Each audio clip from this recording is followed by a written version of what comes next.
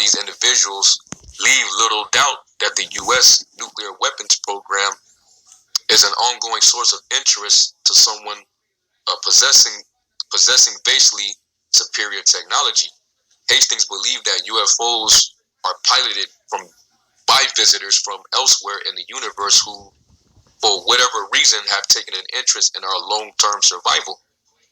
He contends that these beings are occasionally disrupting our nukes to send a message to the American and Soviet Russian governments that their possession and potential large-scale use of nuclear weapons threaten the future of humanity and the environmental integrity of the planet.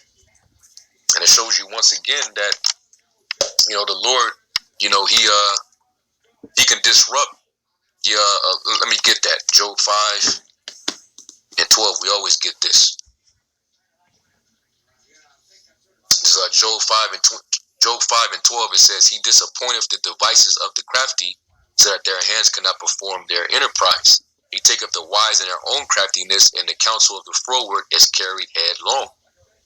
You see? And they be trying to figure shit out. That's why they have to have all these continual, secret councils amongst themselves in the dark. Because things don't always go according to plan. Because guess what? Because you're not in control. The Most High is in control. All right, you're under you plan in the hands of the Heavenly Father, man. He's controlling you. See? So, that's what Esau can't understand, right? And also, and let's make this clear as well. Let's go to Ecclesiastes, the first chapter, because the whole entire planet Earth is not going to be destroyed. Okay?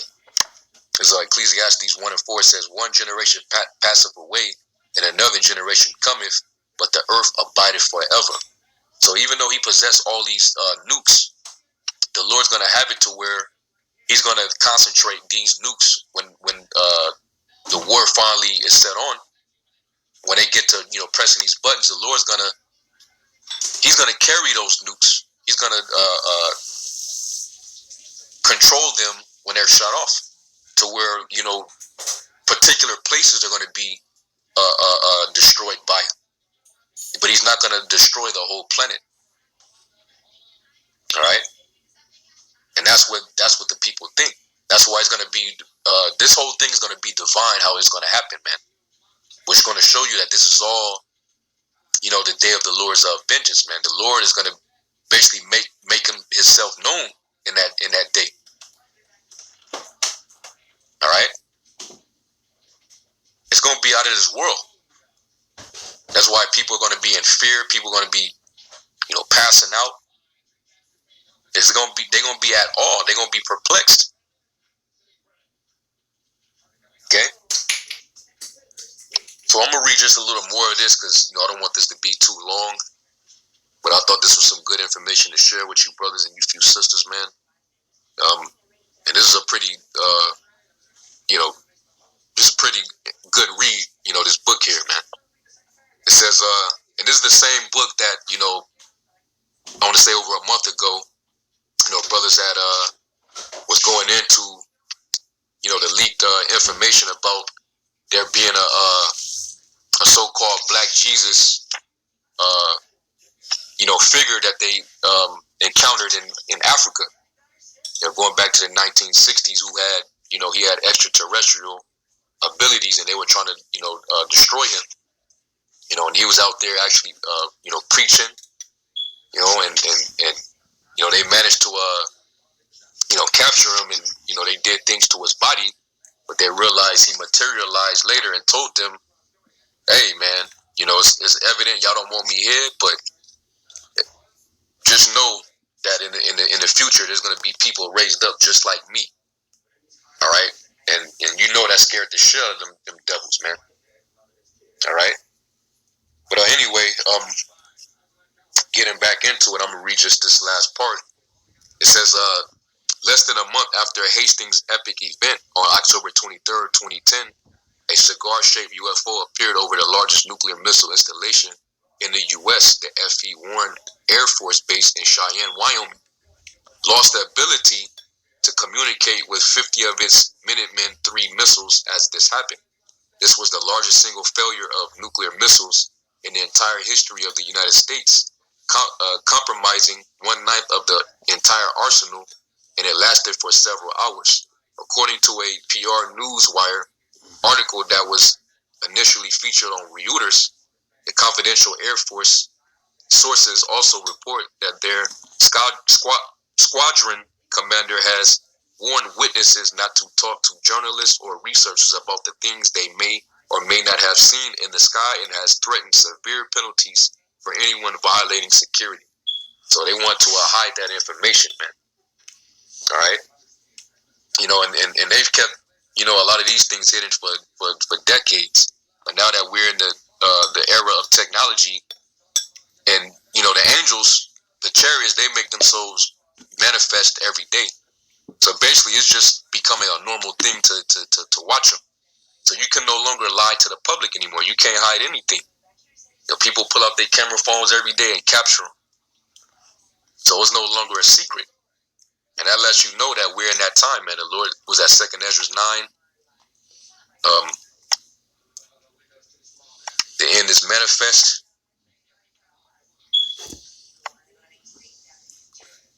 And 2nd Ezra 9, and I'll start at verse 5. It says, "For like as all that is made in the world have a beginning and an end, and the end is manifest, even so the times also of the highest have plain beginnings and wonders and powerful works, and ending and effects and signs." Okay, and the chariots are part of those signs. That indicates that we're at the door, man.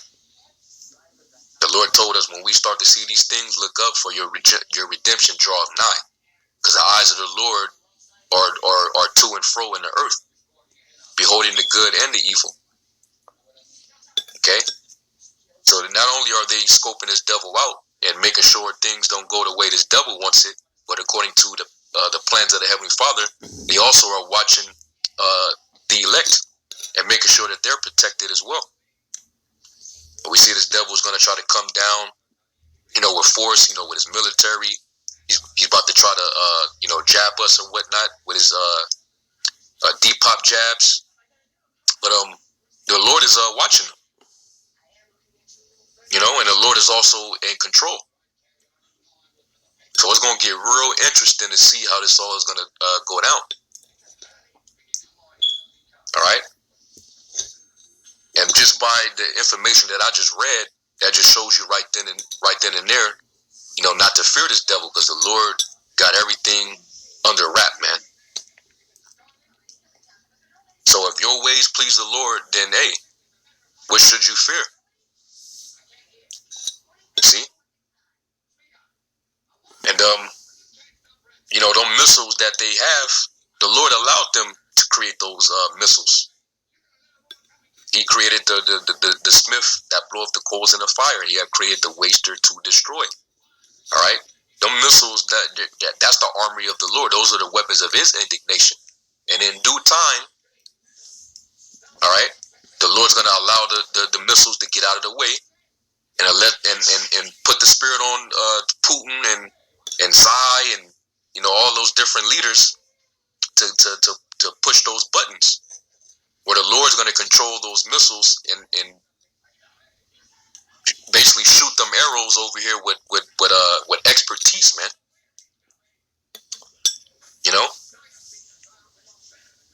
The accuracy is going to be on 1,000, where each and every missile that's intended for Babylon the Great, America is going to hit its intended target, which is going to leave this place a wasteland. Okay, a big ass ashtray the size of a continent, which really this continent is going to become an ashtray. All right, the U.S. And that's how this place is going to end. Okay, Lord's going to basically, everything that this devil imagined, everything that he, intended for is going to be turned against him. Let me get Psalms 7th chapter. So really, he don't know that this is going to be turned back on his own head. All right, Psalm 7 and 11, it says, the Most High judge of the righteous, and the Most High is angry with the wicked every day. If he turn not, he will whet his sword, he will bend his bow, and made it ready. He have also prepared for him the instruments of death. He ordained his arrows against the persecutors. Behold, he travaileth with iniquity, and have conceived mischief, and brought forth falsehood. He had made a pit and digged it, and is fallen into the ditch which he made. His mischief shall return upon his own head, and his violent dealing shall come upon his own pate. Yeah, because he weighed the violence of his hands in the earth. So all the violent dealings, all the treachery, him performing his mischief upon the people, it's going to return unto him. All right. He created the missile. He going to die by the missile. Yep. Okay. The Lord said in Revelation, he that leadeth into captivity shall go into captivity. All right. The scriptures say, because of the violence against his brother Jacob, shame shall cover him. All right. We're going to do unto him as he have done unto us. Now he got a drink of that cup. Okay. We're going to make his ass wear a mask every day, all day, having no oxygen. And we're going to make him socially distanced from women. Okay?